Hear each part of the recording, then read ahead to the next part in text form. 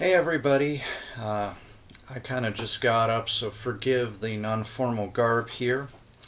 I've been responded to once more by the user owheydusoapsk. I don't wish to mispronounce this user's name because they've been at least civil. They've been willing to speak about this topic, but I fear that our wires have been getting severely crossed here, and at times you're asking me to clarify answers to questions that I never answered because this isn't what my positioning is about.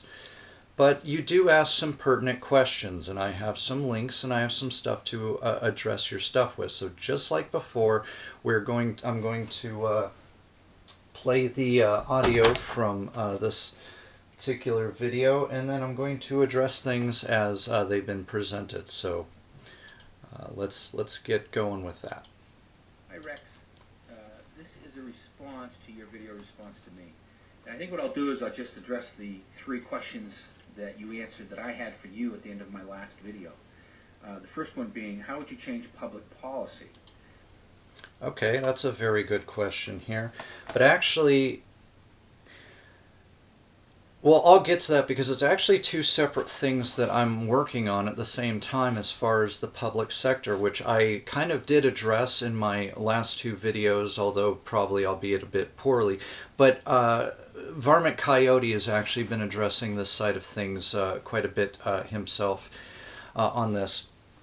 The first is to break the assumptions and conflations and preconceived notions of what a pedophile is.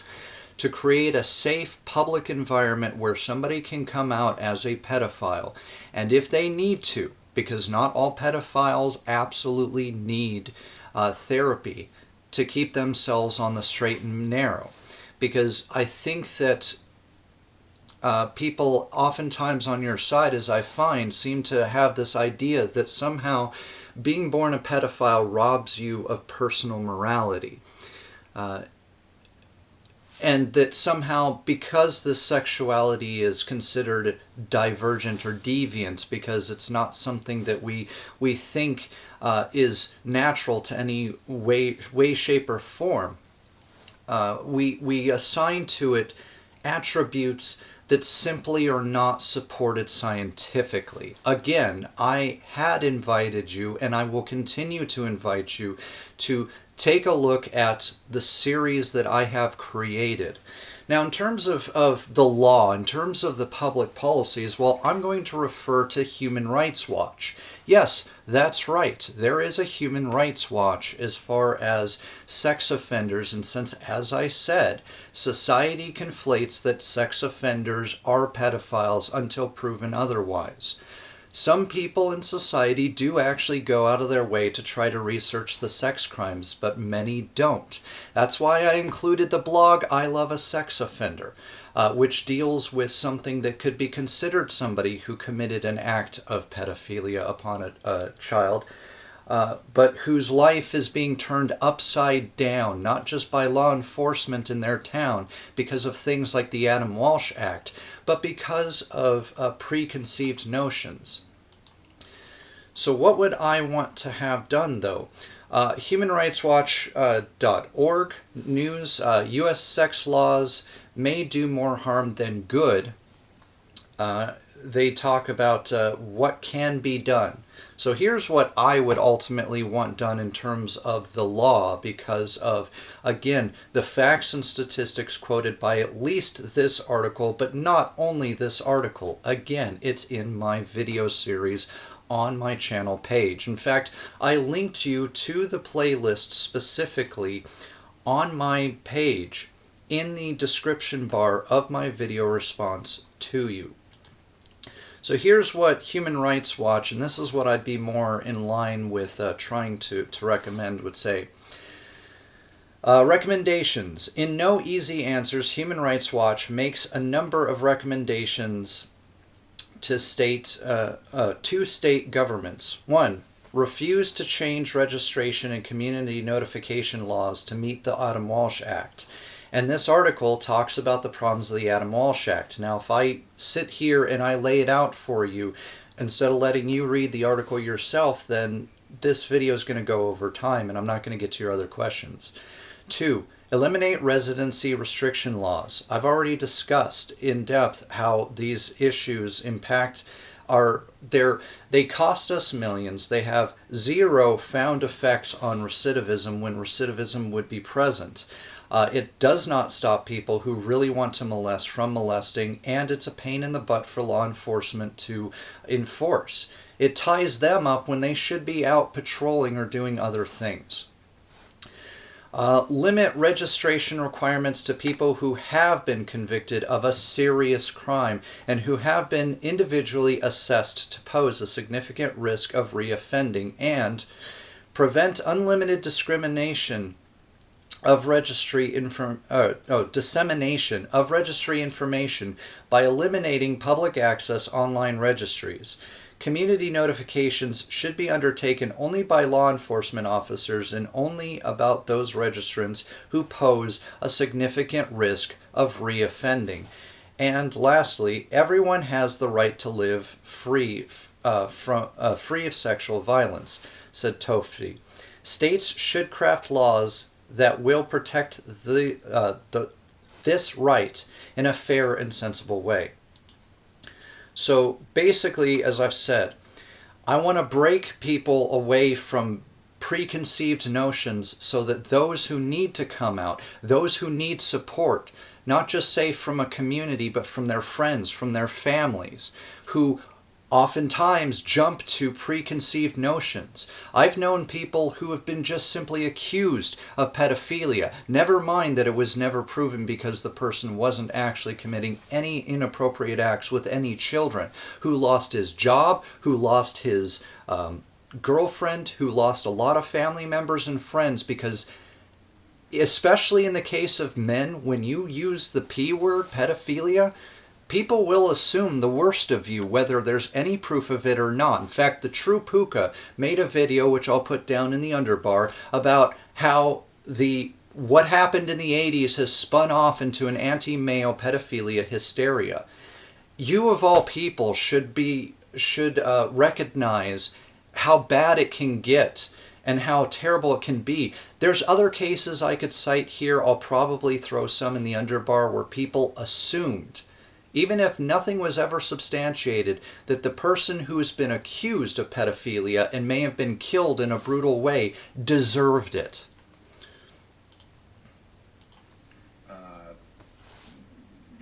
You mentioned in general using a scalpel instead of a sledgehammer to address these problems. Yes, I did. And the link to the Human Rights Watch article, because again, this is a human rights issue on many levels, is talking about the scalpel. You mentioned that the downloading of child pornography wasn't necessarily a crime. No, I didn't. I said in terms of things that could lead to, say, child rape, in terms of things that could be a known harm, I said that I didn't feel that this was necessarily as bad, especially if somebody uses it for, say, routine active maintenance of themselves. Because, as my series has talked about, in terms of a population of sex offenders, there are, what was it? There was a good 30% who were no threat whatsoever. The people who've done maybe one offense, if that, and some of these were people who you'd consider, the person who either had mistaken identity when it came to age or things, complications, but show themselves to not be a threat. Another 60% could be rehabilitatable and have little or low rates of recidivism and could be productive members of society here. And then we have the 5% who should remain behind bars for life, because these are the people who, again, will rationalize and be the worst of the things that we fear of pedophiles in general. I'm not I'm trying to talk about the entire populace and how we try to treat the entire populace, whether we know they're pedophiles or not, and how the hysteria is an issue here. But okay, so no, I'm sorry. Live photographs of child pornography is evidence of child abuse, and I absolutely do not support taking pictures of child abuse or forcing children into sexual situations. But then we've got Japan, which has lolicon and shorticon, hand-drawn comics that are created without the use of actual children in any sort of sexual manner or otherwise.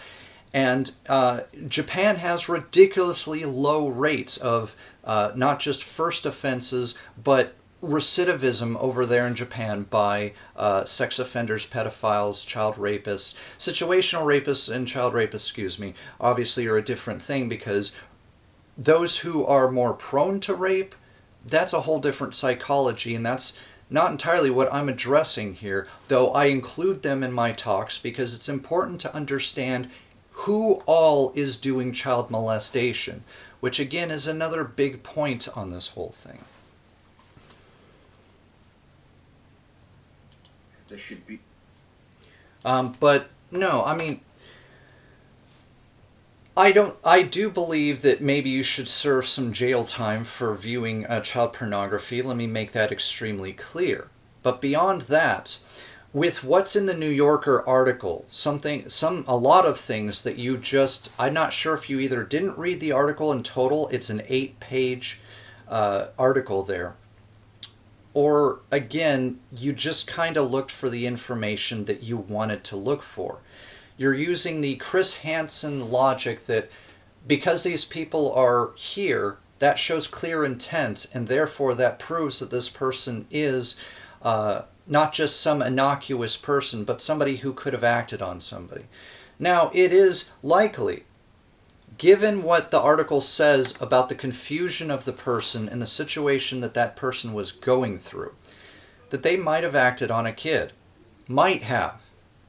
The point being, though, that before anything happened, we stopped them. Then we put him in prison, and then once he'd served his time for the child pornography stuff, we then put him in civil confinement, where we took away his rights, and we basically said, the only way that you're going to get your freedom is to admit to a crime, or to admit to possible future crimes or future attractions, or that we know that you want to do something, just admit it and we'll let you go free, kind of thing. Because they can't get treatment unless they confess to a crime, whether that crime is real or not. Or did you miss that part of the article? And in the decade-long time that civil confinement has been in practice, 2 people have been paroled or have been let out of that program. And you're completely glossing over the amount of torture and duress the person in the article is a part of. You're not even going after the facts that are actually in the article there as well, which is not that off in a way, because you're doing the same thing to myself and my position with things. And I see that I'm running out of time with this video here, but I'm going to go to a part 2 just to try to do you due diligence, because I do believe you are willing to listen, unless you prove me otherwise. And I'm trying to treat this with as much respect and as much caveat as I think is necessary in this case, because again, I want to believe that you actually do want to learn, and I'm trying to help teach you. I have a playlist of my videos with all of my sources that back up all of the information that I have talked about.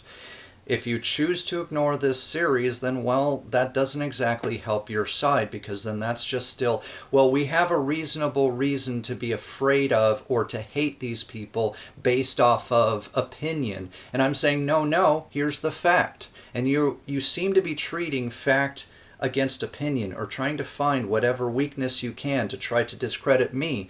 But it's not me, myself, who you need to discredit. It's my experts.